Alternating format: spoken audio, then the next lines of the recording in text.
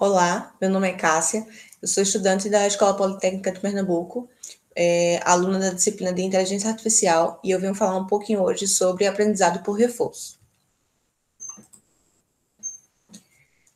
O aprendizado por reforço, né, ele é uma abordagem computacional, assim, ele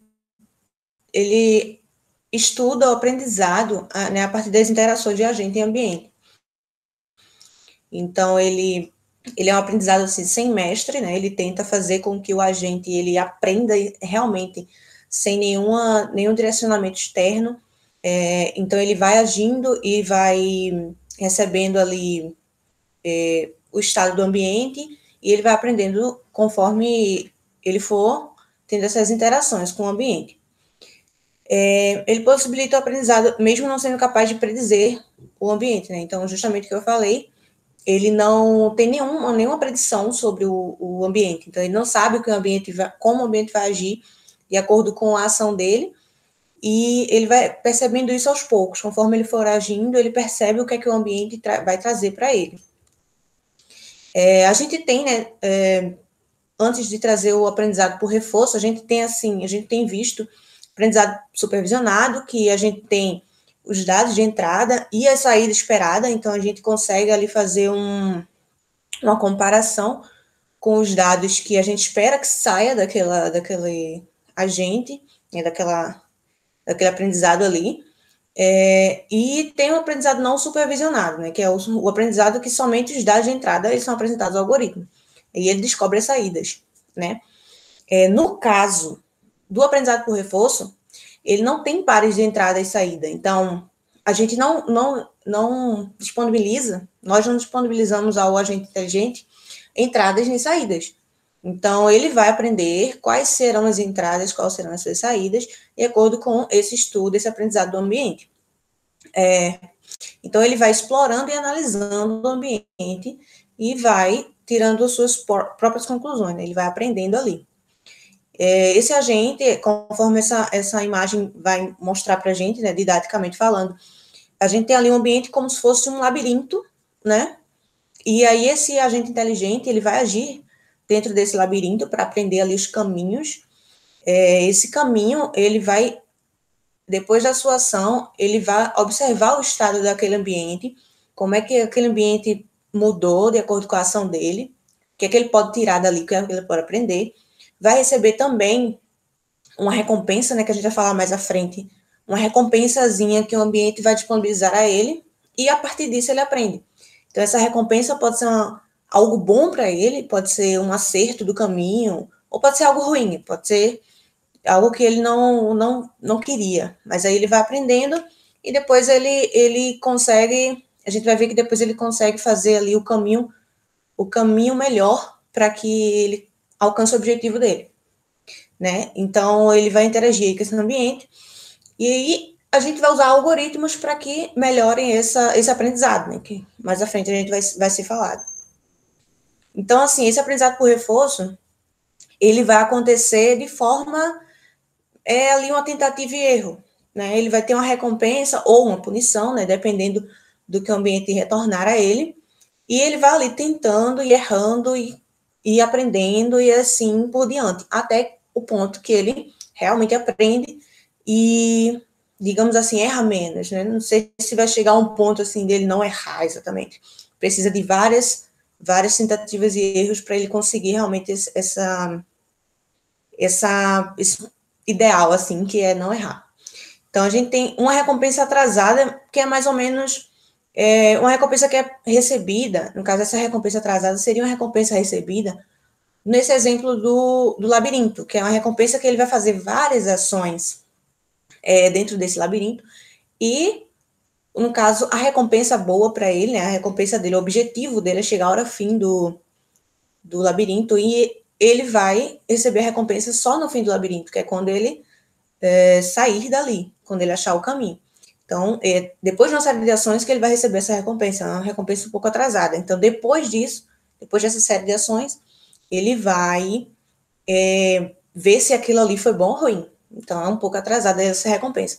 Mas a gente também acaba tendo agentes inteligentes que vão agir e receber a recompensa de forma ali muito imediata. Ele age e recebe a recompensa. Existem vários casos dessa forma. O agente ele não tem informações, né, sobre quais ações ele tem que executar. Então, ele realmente é colocado num ambiente em que ele não tem conhecimento sobre como ele deve se comportar, sobre o que o ambiente vai dar a ele, o que ele vai proporcionar ao ambiente. Então, ele fica ali um pouco perdido inicialmente e vai aprendendo conforme for interagindo, né? Então, esse aprendizado por reforço também, o objetivo é encontrar, assim, a melhor sequência de ações, né?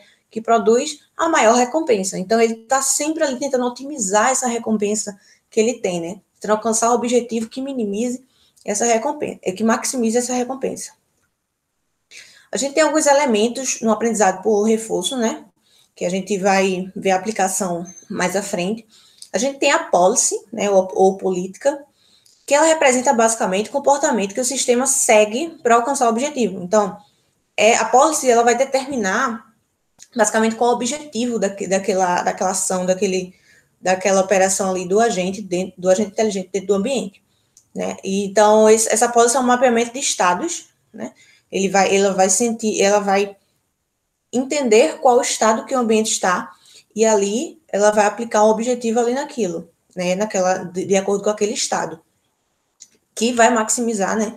Tenta sempre maximizar a recompensa recebida, né? Recompensa ou reforço, a gente pode chamar das duas formas. Então, a gente de aprendizado por reforço, ele pode mudar sua política também, né? Tem esse porém, que ele pode mudar sua política conforme ele for agindo no ambiente. Então, isso aí a gente vai entender melhor depois. A gente tem também um sinal de reforço, né? Ou sinal de recompensa, né? Como preferirem. Esse sinal de reforço, de recompensa, ele é dado de acordo com a execução mesmo das ações. Assim como falado anteriormente, o agente inteligente vai receber um sinal de reforço do ambiente de acordo com o que ele vai agindo. Ou uma ação imediata, um reforço imediato, ou um reforço um pouco atrasado, né? Dependendo de como ele está operando ali. E de qual ambiente, qual a situação. E esse agente, o agente inteligente, ele vai tentar maximizar a quantidade total desses reforços também, né? Então, no final de todas as ações, de todas as recompensas recebidas, reforços recebidos, ele vai tentar maximizar aquilo ali. Então, a gente vai ver mais à frente que nós vamos fazer ali ele pode ir treinando e ele vai pegando dados do ambiente, vai aprendendo e até o momento que ele consegue encontrar o melhor caminho. Ele encontra o melhor caminho que maximiza ali aquela recompensa.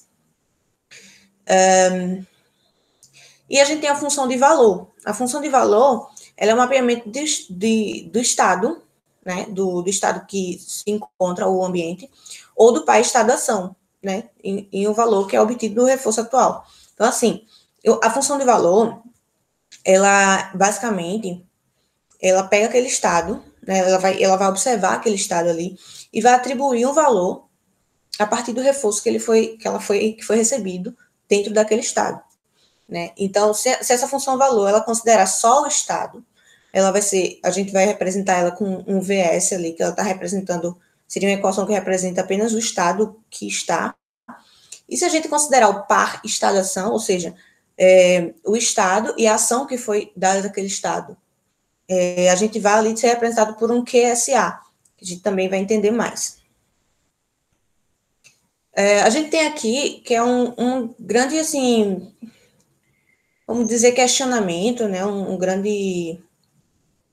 O que a gente tenta entender, assim, que causa um pouco de confusão, que a gente tem a exploration e a exploitation, né, que as duas coisas dentro do aprendizado por reforço pode gerar um pouco de confusão, mas é bem assim, de forma simples falando, a gente tem a exploration, a gente tem ela escolhendo uma ação randômica, né, de forma aleatória, para que o valor de QSA, né, de par estado-ação, seja atualizado. Então,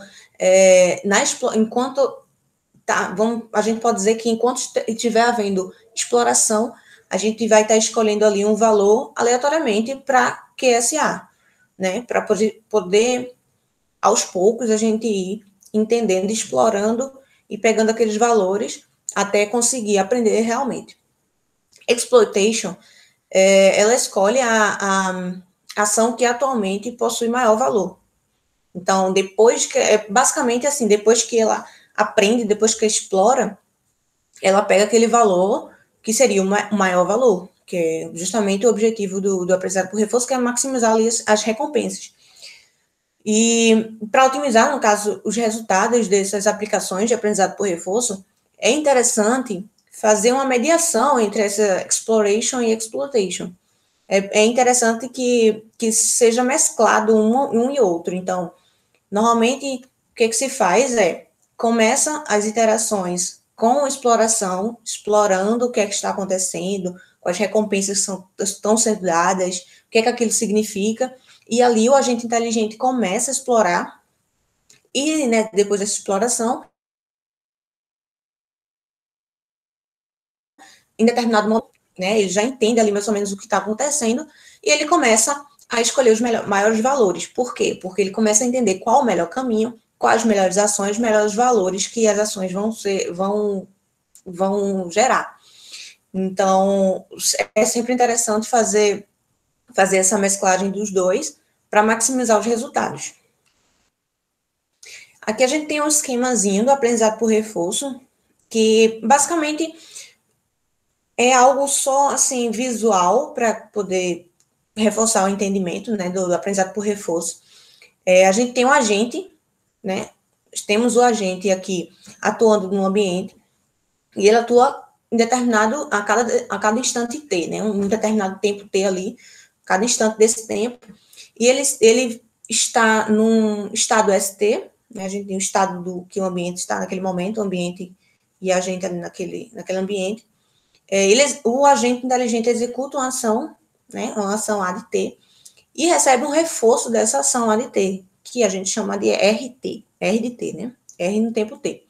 Então, esse reforço, essa recompensa, é recebida através dessa ação que o agente inteligente executou. E aí a gente tem que, quando ele recebe essa ação, essa recompensa, né, RDT, ele vai acabar, o ambiente vai acabar indo para um estado ST mais 1. Então, o ambiente muda o estado. Depois que foi dada a ação e foi retornada uma recompensa, o estado vai ser mudado. E aí, novamente, vai ser recebida uma recompensa, né? Vai ser dada outra ação, recebida outra recompensa em dado intervalo de tempo T mais 1. Essa interação, isso vai acontecer enquanto houver ações, dependendo do que o agente inteligente está ali proposto a fazer, vai depender da quantidade de ações que ele vai fazer, etc. Então, isso é só mais para entendimento melhor do assunto. E a gente tem aqui um exemplo simples, né, para ainda reforçar mais ainda, que é o exemplo de um rato no labirinto. Então, o que é que o rato no labirinto tem para nos dizer em relação ao aprendizado por reforço? Como eu tinha falado antes de um esquemáticozinho que tinha um labirinto, esse labirinto, o rato é o agente inteligente, nesse caso, o labirinto é o ambiente. Então, esse rato, esse agente inteligente, ele vai agir no ambiente de forma que ele busca qual é o objetivo dele? Ele busca sair daquele ambiente, daquele labirinto. E essa saída desse labirinto vai dar a ele, por exemplo, de recompensa, um queijo no final do labirinto. Então, na saída, ele encontra um pedaço de queijo. Isso seria o reforço dele, né? Ou recompensa. Recompensa, reforço dele. Então, ele, no início, ele começa, né, naquela ideia de explorar primeiro, ele começa entrando no labirinto, entrando no ambiente, agindo, e ele faz uma sequência de ações, e ações totalmente desordenadas, aleatórias, que ele não conhece nada, ele não sabe o que ele está fazendo direito, e vai procurando a saída. Ao achar a saída, isso vai demorar um tempo, né, para acontecer. Ao achar a saída, ele recebe uma recompensa. Opa, ok. Observou o que ele fez, volta para o início, né, na ideia da iteração agente-ambiente, volta para o início e começa novamente. Na segunda vez que ele entrar no labirinto, né, nesse ambiente, esse agente inteligente ele vai agir de uma forma mais otimizada do que antes. Por quê? Porque algumas coisas ele já aprendeu, ele já entendeu como é que funciona. Então, ele já vai demorar menos tempo para chegar ao final e receber sua recompensa. E essas interações vão acontecendo até que esse agente inteligente ele realmente aprenda e saiba qual é o caminho correto, assim, o caminho mais curto, mais rápido, para chegar na saída e receber a sua maior recompensa. É basicamente esse o pensamento. Aqui a gente tem uma analogia ao problema de controle, né? Porque no controle a gente tem o controlador, certo? Esse controlador, ele age numa planta, ele tem uma planta que ele vai agir ali dentro daquela planta, e ele envia comandos de atuador para essa planta. E recebe feedbacks de estado, né? De acordo com esses comandos de atuadores aí. Nesse caso, trazendo para aprendizado por reforço, a gente tem o controlador como se fosse a nossa policy, né? Ele vai determinar ali, o controlador, ele vai controlar. Ele vai ali dizer qual o objetivo daquilo ali que está sendo feito. Né? Os comandos de atuador vão ser as ações que esse controlador vai nos direcionar a fazer, né? As ações que ele vai direcionar a ser feita. A planta vai ser o ambiente que a gente vai estar agindo, né? Que o agente inteligente vai estar agindo. E esse feedback de estados seria o nosso reforço, que é justamente retornado ali o reforço ou recompensa, que vai nos ajudar a entender se aquilo foi bom ou foi ruim, se aquelas ações naquele ambiente, naquele estado, foi boa ou ruim. E aí, dentro disso, a gente tem um algoritmo que a gente usa para otimizar justamente todo esse processo. Ainda nessa analogia de um problema de controle, a gente tem um algoritmo recebendo tanto o sinal de reforço, tanto as ações, e atualizando a policy. Então, esse algoritmo, basicamente, de aprendizado por reforço, ele vai receber todos esses, vai ser mandado para ele todos esses parâmetros aí, essas variáveis que a gente vai aprendendo ao longo do caminho, e ele vai ali trabalhar aquilo para que a policy seja otimizada e todo o processo em si seja otimizado e maximizado as recompensas, que é o objetivo geral.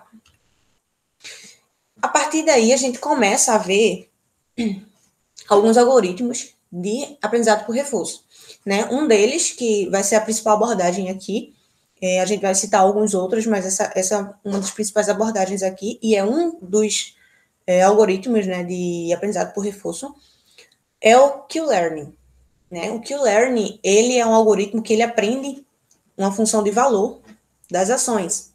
Então, ele não segue uma política exatamente assim, ele não depende de uma política, né? Ele pode, lógico que ele pode ter uma política ali direcionando as ações, etc., mas ele não depende daquilo, ele vai atualizar suas funções, a função de valor das ações, meio que off-policy ali. Então, aqui a gente vai aprender, né, tipo, a função de valor que a gente chama Q, né, que a gente chama, vamos chamar de Q, para facilitar aqui a didática. Então, a função de valor Q, ela aprendida, ela vai se aproximar da função de valor ótimo. Então, assim, a gente consegue, no aprendizado por Q-Learning, a gente consegue ele se aproximar muito ali do valor ótimo que a gente gostaria que tivesse. Então, não que a gente vai dar isso ao agente inteligente, mas nós observando assim de longe, a gente vai saber mais ou menos ali. E aí, ele consegue fazer isso sem depender da política exatamente. Então, a gente consegue fazer ponderar isso aí. Uma tabela Q, ela pode ser preenchida a partir desse aprendizado, né, no Q-Learning.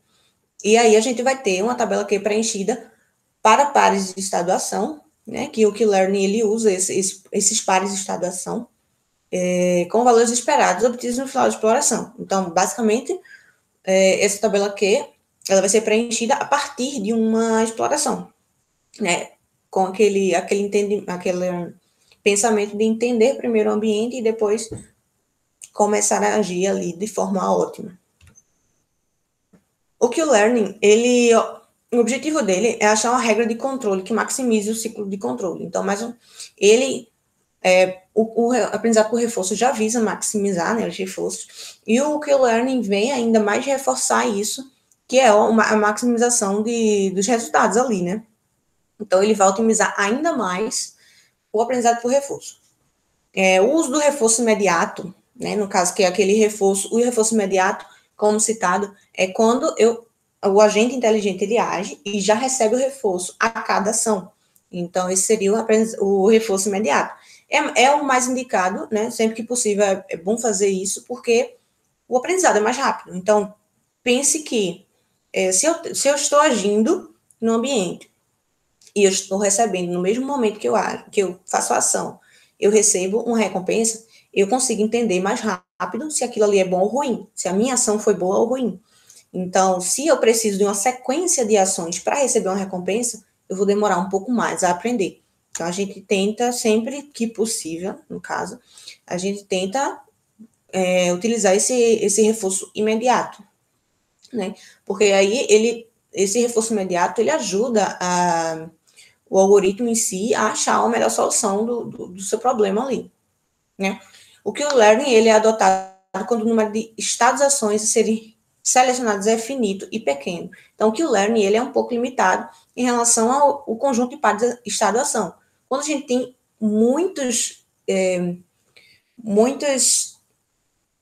estados-ações, assim, pares de estados-ações, né, de forma infinita, de forma muito grande, assim, muito prolongada, acaba ficando um pouco inviável.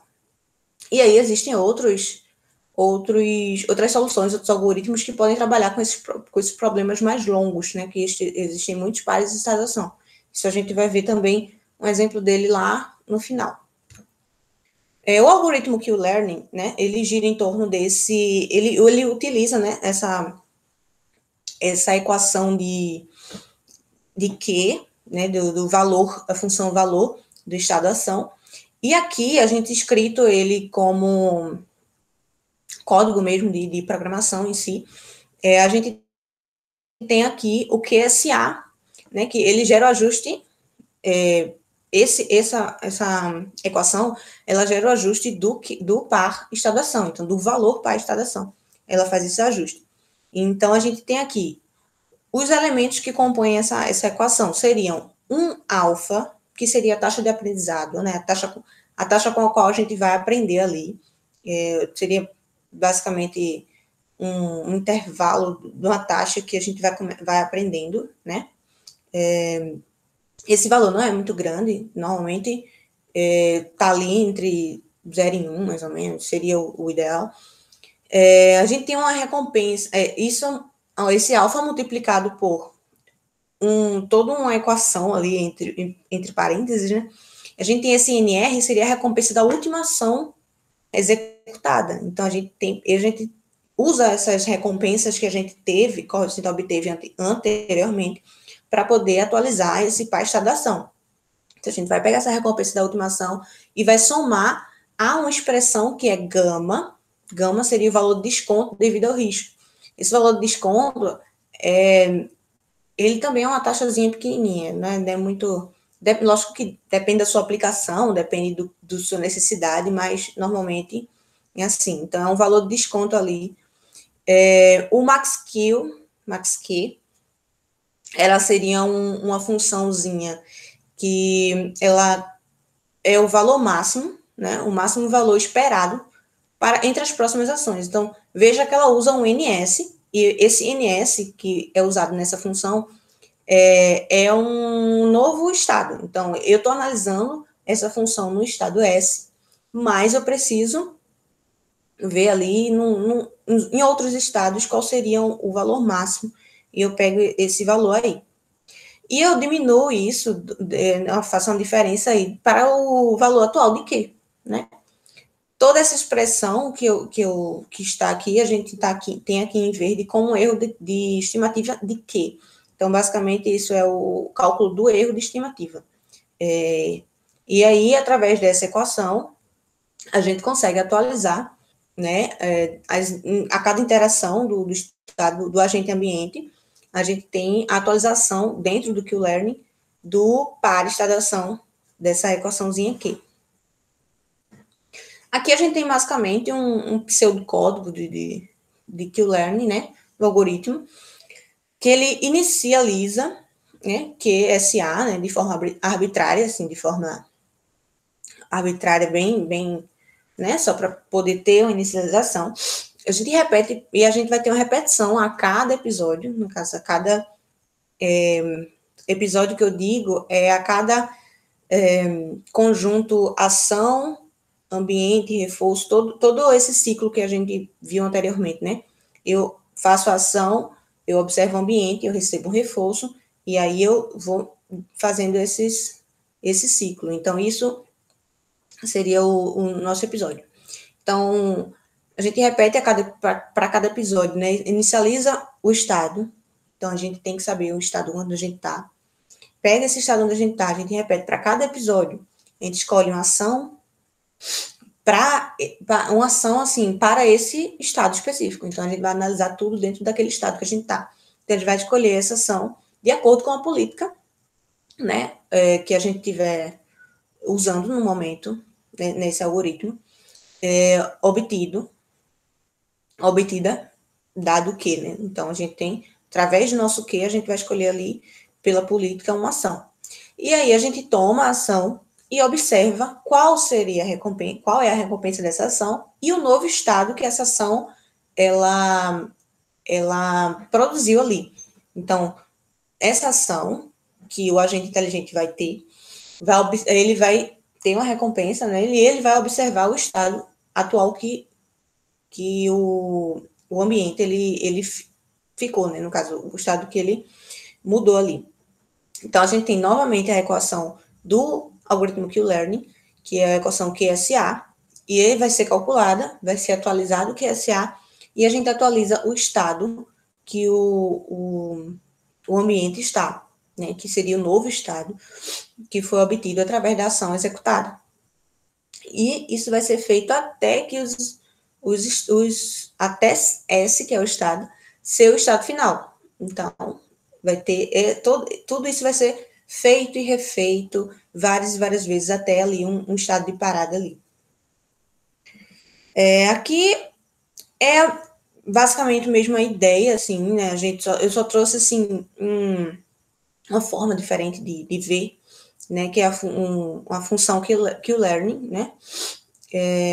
E aí tem os inputs, a percepção, e tem mesmo raciocínio, né? A tabela Q, a gente vai ter aqui diferentemente vai ter uma frequência, a tabela de frequência, mas isso não é tão interessante para entender agora, então a gente basicamente eu só trouxe para ter uma outra abordagem. Mas a ideia é a mesma. Tem a mesma equação, né? Muda alguns conceitos, mas é a mesma equação. Muda só algumas definições. Mesma equação e toda essa função que o learning retorna a ação A. E a gente entra aqui no exemplo muito interessante, que é o exemplo de um autômato.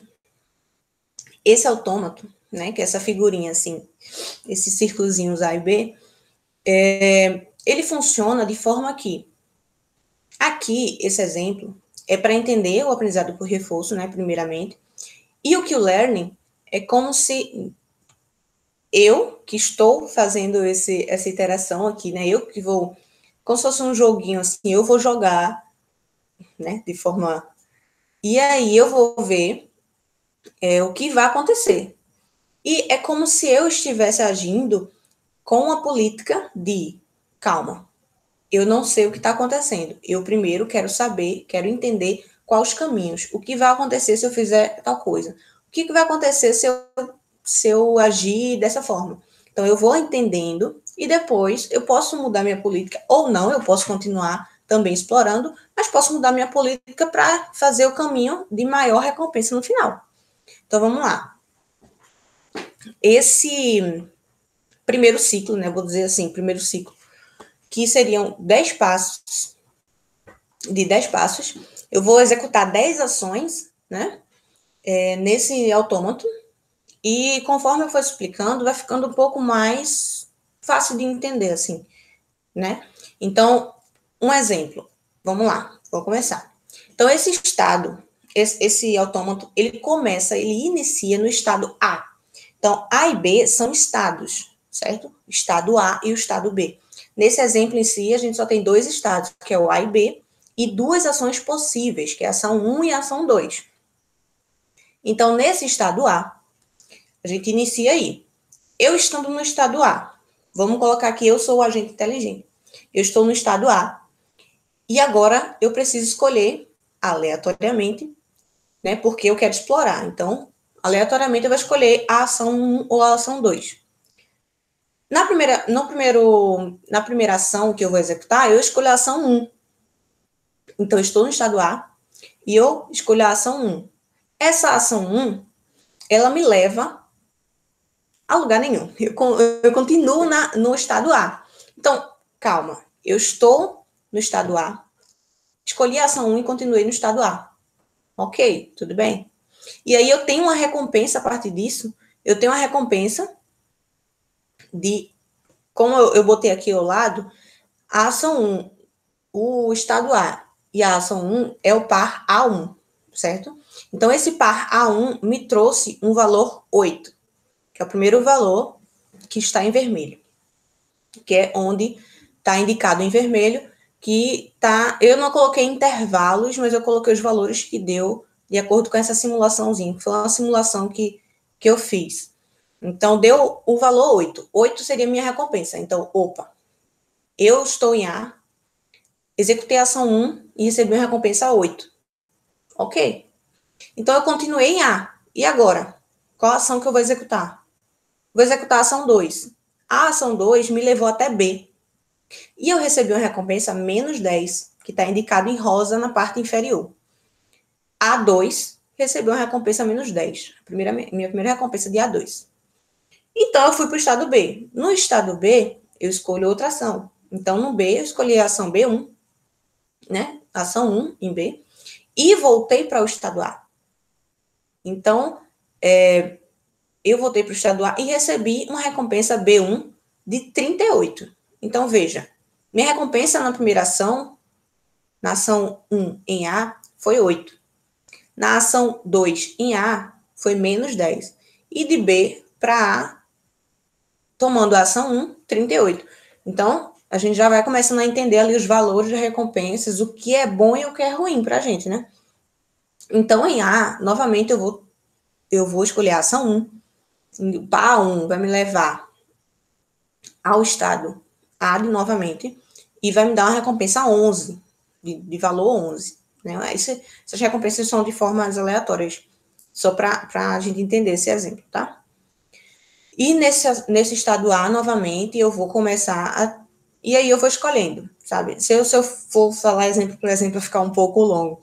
Então, a gente vai no estado A, escolhe a ação 2, que dá outros valores. Então, pode ver, nesses valores que estão descritos, os maiores valores, eu já vou tendo uma ideia de que aqueles caminhos podem ser os melhores, mas eu ainda estou explorando. Então, será que realmente é? Dentro desse primeiro ciclo, eu consegui uma recompensa total de 70. 70. E terminei no estado A. Então, ó, 70. Esse valor é bom ou ruim? Não sei. Ainda estou explorando. Então, a gente vai para o segundo ciclo, né? Aí vai ficando cada vez mais claro para a gente o que é bom e o que é ruim. No segundo ciclo, a gente também começa no estado A e a gente vai, de forma aleatória também, né, explorando ainda, pegando esses valores e executando ações em A e em B e entendendo os valores das recompensas. Então, aqui foi feito o mesmo caminho, né, escolhendo outras ações de forma aleatória. E vejam que a gente tem, por exemplo, as 3 primeiras ações são a ação A, em A, eu tenho a ação 2 e eu vou para B. Só que a ação 2 em A me dá um retorno, né, um reforço sempre negativo. Veja os valores do quadro rosa, o inferior, é sempre negativo. Então, esse caminho sempre me dá valores negativos. Isso não é bom. Esse eu entendi que não é bom, né? Negativos aqui indicam que não são tão bons esse caminho. Porém, os caminhos que me levam de B a A, alguns deles, na maioria, são todos, na verdade todos, são todos positivos e valores altos. Então já começa a entender melhor quais caminhos que são bons, quais caminhos são ruins, aquele mesmo pensamento. Nesse aqui, ainda explorando, eu consegui uma recompensa total final de 111. Então, é um valor bem significativo em relação ao primeiro ciclo, que explorando eu consegui o valor 70. Então, a gente vai para o terceiro ciclo. Aqui, nesse exemplo, eu fiz 4 ciclos. 3 ciclos de exploração e um ciclo a gente escolhendo o melhor caminho, né? Entendendo ali o melhor caminho a partir das explorações. Então, o terceiro ciclo a gente tem mesma forma de interagir, porém, a gente já consegue enxergar um caminho bom para a gente seguir. Então, aqui, o entendimento já é basicamente concreto. Porque, veja, as minhas ações, eu já consigo aqui perceber que sempre que eu estou em A e eu tomo a ação 2, né? 2 ele me possibilita continuar em A ou ir para B. Porém, que são os caminhos em rosa. Porém, esses caminhos são sempre negativos, são sempre caminhos ruins. Mas, quando eu estou em B e eu tomo o valor 2, né, que é a ação 2, ou a ação 1, sempre me dá valores muito altos, muito bons. Então, quer dizer o quê? A gente vai ver mais... No próximo, a gente vai ter já um caminho definido, assim, né? A gente já consegue enxergar um caminho, mas aí a gente já consegue ver que de B para A dá bom.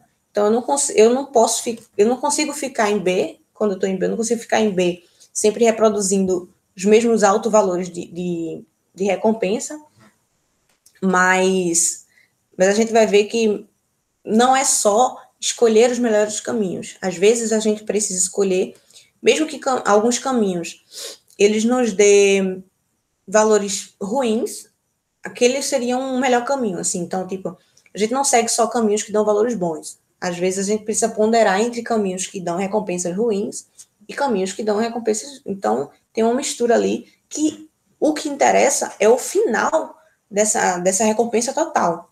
Então, o final vai ser maior? Qual o caminho que o final vai ser maior? Então, aqui eu já estou numa transição de exploração para escolher melhores valores. Aqui eu já consegui uma recompensa total final de 146. Então, veja, a gente começou com 70, foi para 111 e agora 146. Então, a gente está conseguindo entender e maximizar a recompensa total.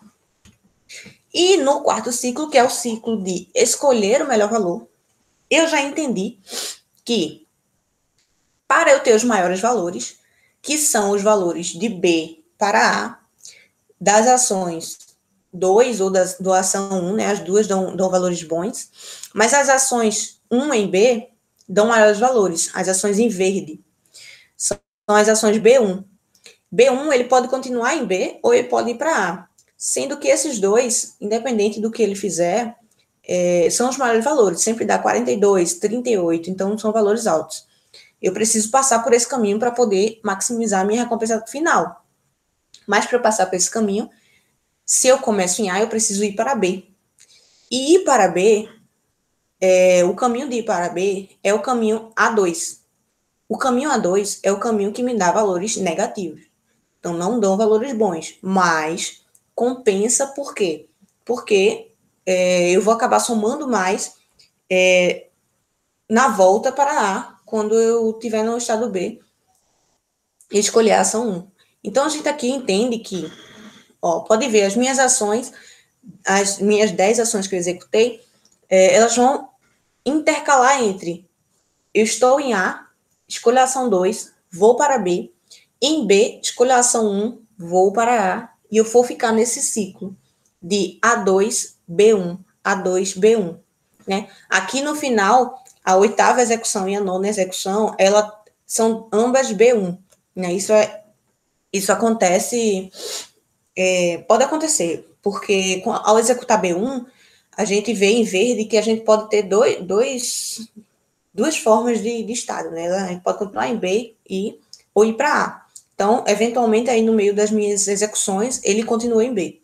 Mas o caminho, ele foi achado. Então, esse caminho que me deu os valores melhores de recompensa final, deu um total aí de recompensa total final de 153. Então, foi o maior valor que a gente viu até aqui, e é o valor que a gente achou do caminho ótimo para esse autômato. Então, ainda para entender mais ou menos, né? Nós que estamos interagindo com o autômato aqui, nós conseguimos agir como se fôssemos um algoritmo. E aí a gente consegue entender, né, nós conseguimos entender melhor como funciona de fato um algoritmo de aprendizado por reforço, né? Na sua função de otimizar as recompensas e os reforços. Então, aqui a gente tem, né, como foi dito, o caminho, a gente achou um caminho, né? A2B1, A2B1, A2B1, e esse caminho, sempre esse ciclo, vai nos dar um melhor de valores. E é aquela coisa, né? Mesmo que haja perdas no meio do caminho, como ir de A até B, pela ação 2, sempre gera perda, né? Menos 11, menos 8, que é os valores em rosa. Mesmo que haja perda, a gente precisa seguir com ele para achar os maiores valores quando a gente estiver no estado B. Então, sempre existe essa ponderação aí em achar o caminho. E se a gente aplicar o algoritmo Q-Learning nesse autômato?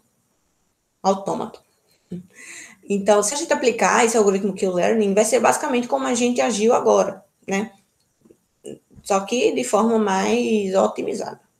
Então, a gente tem, assim, para que a gente consiga usar esse algoritmo Q-Learning num autômato, a gente usa a função valor, né, de Q-Learning, que a gente viu anteriormente, né? A gente precisa usar essa função valor para poder atualizar o valor dos pares de estadação. E a gente vai ter também a função policy, que ela vai ela já vai assim, ela vai basicamente, nesse caso aqui, a policy vai, primeiro ela vai objetivar, assim, explorar o autômato, entender como a gente fez nas 3 primeiras interações do exemplo anterior, explorar, entender, pegar os valores e ir interagindo, e depois ela pode mudar para o melhor valor, né, para escolher o melhor valor, os melhores valores, para obter, como a gente obteve anteriormente, um valor máximo de recompensa total final. Então, a partir dessas explorações da policy, a gente vai obter também uma tabela, né? Esses valores, assim como a gente fez anteriormente, a gente conseguiu vários valores que a gente começou a tabelar aquilo e entender como é que está funcionando o ambiente, as recompensas e as ações, o que é que as ações estavam gerando. Então, isso aqui também vai ser feito. E depois das explorações, os melhores valores vão ser escolhidos a partir daquilo que a gente entendeu e explorou antes. Então, assim, eu vou falar aqui de forma, assim, uma forma explicativa de como a gente aplicaria isso num código de fato, assim, no código de programação, o que é que a gente faz ali dentro para a gente usar o algoritmo Q-Learning, certo? No autômato, no exemplo do autômato. Então, numa função main, a gente vai declarar essas funções, as variáveis e as constantes que a gente vai usar dentro do código, né, dentro desse algoritmo, e a gente vai escolher uma ação. Veja, a gente vai começar escolhendo a ação, certo? Uma ação no estado S específico. Então, a gente vai escolher a ação A pela função policy, né, que a gente vai ver como é que ela é gerada, assim, mais ou menos, depois. Então, a gente tem uma ação que é escolhida pela função policy. Aí então, a partir disso, a gente calcula, né, a gente já tem uma ação, já tem um estado. Então, a gente calcula, atualiza ali esse QSA, né, que é o valor, né, ou a função de valor. A gente vai usar aquela funçãozinha que a gente viu, QSA, que tem gama, que tem alfa, e a gente vai pegar aquilo ali e vai atualizar, e vai pegando esses valores e explorando. Então, o estado atual, ele vai ser atualizado para um outro estado. Então, aquela ação gerou o quê? Foi para qual estado? Então, como a gente viu antes, quando a gente escolhia a ação 2 em B e continuava em B, ou ia para A, então é mais ou menos isso. Ele vai atualizar aquele estado depois da ação.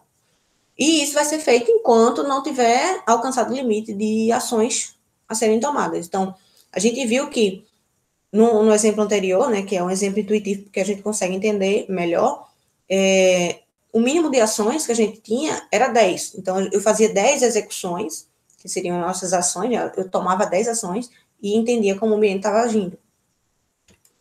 A função policy, né, essa função policy, como é que ela vai ali ser usada? Como é que a gente vai fazer? Como é que a gente vai criar essa função policy? Então, essa função policy, a princípio, ela vai explorar, né, nesse caso, a gente vai tentar, primeiro, explorar os pares de valor, estado-ação, né, os valores dos pares de estado-ação, aprender conforme essa exploração for acontecendo, e depois, o objetivo dessa policy vai mudar, e ela vai passar a obter uma ação que gera o maior valor possível, que é uma ação que vai estar lá em QSA, né, que a gente vai procurar um valor máximo, e a ação que gera esse valor máximo no estado S, certo? Essa função, ela é chamada, dentro da policy, a gente vai chamar uma função explorar, né, que é explorer, que para fazer justamente esse trabalho da exploração da exploração que é feita na policy, no caso, né, da exploração dos pares de estado-ação. E essa explorer vai retornar o melhor valor de um par de estado-ação, certo? Então, a policy, ela vai pegar essa exploração, essa explorer, e ela vai obter ali um valor máximo, certo? Sendo que essa função policy, ela vai retornar para main, que ela é chamada na main, para escolher uma ação. Então, ela vai retornar uma ação. Então, a gente vai fazer todo um trabalho dentro de policy para poder achar um valor máximo de recompensa, né, no caso do QSA, e depois de achar esse valor máximo, a gente vai achar a ação que gera esse valor. Então, a ação que gera esse valor é que vai ser retornada para a gente poder fazer a atualização de QSA na main. A função explore em si, né, que foi citada anteriormente, ela é uma função que determina se a policy vai estar explorando ou escolhendo o valor máximo possível. Então, nessa explorer, a gente vai ter um valor mínimo de exploração. Então, por exemplo, nesse exemplo que a gente fez anteriormente, a gente usou 3 ciclos para explorar, que no caso, no total deu 30 ações, né, porque cada ciclo eram 10 ações, 30 ações para explorar e 10 ações para escolher o valor máximo. As 30 ações de exploração, nessa função Explorer, o que é que iria acontecer? Essa Explorer, ela ia explorar até que a gente chegasse na ação 30. A partir daquilo, ele ia retornar o valor máximo de QSA, que ela já teria explorado, já teria esses valores. Então, ela faz essa mudança aí de explorar para maior valor, para ter o melhor valor. Então, enquanto ela não for atingida, né, esse valor de exploração, a função vai escolher randomicamente os maiores valores e retorna para a policy. Então, dado que eu estou explorando e eu não sei se aquele valor que eu peguei é o máximo valor, eu vou começar a gerar formas com que, assim, eu preciso escolher aleatório quem é o maior valor para poder continuar explorando e entender, e depois eu realmente retornar o melhor valor. Então, quando eu estou explorando, eu não sei se o valor que eu peguei agora é o maior valor dentre todos os possíveis. Então, eu ainda não tenho como ponderar isso, como prever isso, né, de forma... Então, essa policy, ela vai escolher randomicamente e depois ela vai realmente retornar, depois que acabar a exploração, ela vai realmente retornar o valor real do QSA máximo. E aqui a gente tem 2 tabelazinhas que são os resultados obtidos desse código, desse funcionamento, desse algoritmo, né, que foi feito, né, que eu fiz essa simulação e obtive esses resultados. O que é que a gente consegue enxergar aqui? Essas 2 tabelas, né, a tabela 1 e a tabela 2, ela mostra os valores obtidos através da aplicação do algoritmo Q-Learning no autômato, né, nesse autômato que a gente viu. com o algoritmo Q-Learn. Na tabela 1, que é essa tabela mais à esquerda, nessa tabela 1 a gente tem dois estados possíveis, né? Que é o estado A ou B. Assim como a gente viu no autômato, essa tabela, ela realmente é igual o exemplo do autômato, só que agora com o Q-Learn. E duas ações possíveis, que é a ação 1 e a ação 2. Então, a gente tem o par estado de ação A1, A2, B1 e B2, assim como a gente viu no exemplo. E essa tabela 2, a gente vai ter já um estado a mais e uma ação a mais. Então, a gente vai ter 3 estados possíveis, A, B e C, e 3 ações possíveis, 1, 2 ou 3, certo? Ação 1, ação 2 e ação 3. Então, a gente vai ter, lógico que assim, para fazer a exploração dessa tabela 2 precisa de um pouco mais de ações totais e um pouco mais de exploração do que para ter uns valores assim razoavelmente como a gente tem aqui agora. Então, para ele aprender de fato, precisa de mais interações, mais ações. Então, assim, os resultados QSA que a gente teve aqui, que são esses valores na coluna Q, né, que são os valores dos pares de estadação, eles foram obtidos nesse exemplo, nessa simulação, né, esse teste, ele foi obtido com 10 mil ações totais executadas. Então, veja, no exemplo do autômato, a gente fez 10 ações a cada ciclo, ou seja, 40 ações. Nesse, a gente fez 10 mil ações totais, sendo que dessas 50 foram de exploração. Então, ele agiu, ele tomou 50 ações de exploração e o resto foi escolhendo o maior valor. Então, assim, lógico que quanto mais ações totais, quanto mais ações de exploração, mais precisos vão ser os valores que ele vai ter aprendido. Mas aí a gente consegue ter uma noção com essas tabelas do que a gente consegue fazer com esse algoritmo Q-Learn dentro do aprendizado com reforço, né? A partir desse autômato. E aqui a gente vai ver alguns, não vai ser tão a fundo quanto o Q-Learn, né? Mas a gente vai ver um pouco sobre alguns algoritmos, outros algoritmos de aprendizado por reforço. Né? A gente tem o algoritmo SAS. Esse algoritmo, ele deriva do método Q-Learn, né? Deriva, e o SAS, ele tem origem, assim, o nome dele, ele indica State, Action, Reward, State e Action. Então, ou seja, ele vai ter um estado, ação, uma recompensa, estado, ação e por diante. E usa um mecanismo de interação de política. Então, ele usa uma política, de fato, assim. O Q-Learn, a gente viu que ele pode usar uma política, mas ele não depende da política. Né? Esse algoritmo SAS, ele é um pouco mais dependente da política. Ele tende a ser mais rápido do que o Q-Learn, né? Quando há um grande número de ações possíveis. Então, quando a gente vai executar muitas ações, ele é um pouco mais rápido. O algoritmo SAS, ele converge para uma política e valor de função de ações ótimos, assim que todos os pares de estado de ação tenham sido visitados um número infinito de vezes. Então, assim, ele consegue convergir para uma política e para um valor de ação muito preciso, de acordo com interações, assim, muitas interações. Quanto mais interações, mais ele vai estar otimizado. Então, ele é bem preciso, mais preciso do que o Q-Learn, pelo menos. E aí, ele é basicamente, sim, ele é um pouco melhor que o Q-Learn, mas ele funciona quase da mesma forma, né, da mesma maneira. A gente tem aqui mais ou menos um pseudocódigo do SAS, né, que ele vai inicializar com QSA, né, de forma arbitrária, igual o Q-Learn. Ele vai repetir cada ciclo, ele vai inicializar o estado, repetir a cada ciclo a escolha da ação, no estado S, usando uma política, né, derivada de Q, de Q. Tem um exemplo aqui do eGrid, mas... E aí, a gente tem...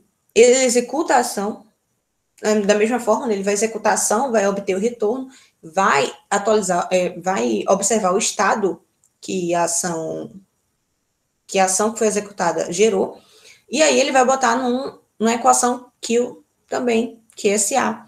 Sendo que essa ação, ela já não é igual a Q-Learn, né? É outro algoritmo. Então, essa ação, ela já não vai obter ela não vai obter, não vai ter ali dentro da ação, da equação, o valor máximo de QSA. Então, ele vai funcionar de outra maneira. No final, ele atualiza tanto o estado quanto a ação e